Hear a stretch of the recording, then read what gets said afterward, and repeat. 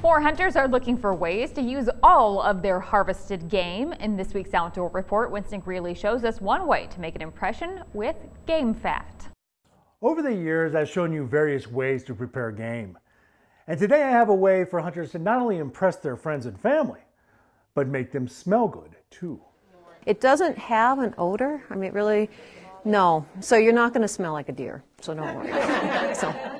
At a recent Becoming an Outdoors Woman workshop, wildlife biologist Vanna Bacadori showed how to make soap out of venison fat. And while Bacadori recommends following a recipe, in general, making soap is simple.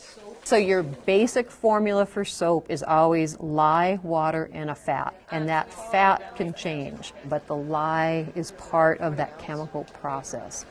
The first step is to render your game fat over low to medium heat in a little bit of water.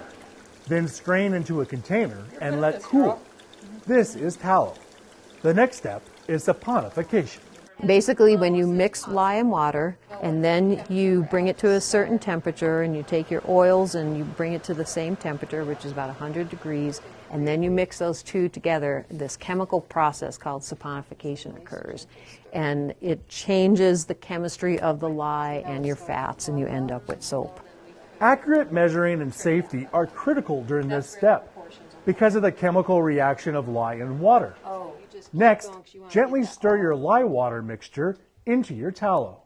Just keep stirring it, and eventually it's going to thicken up, and what you're looking for is something called tracings.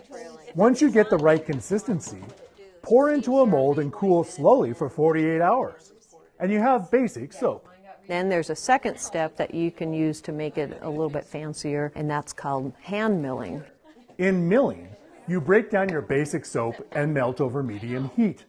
Then you can add additional scents or ingredients to make whatever type of soap you want.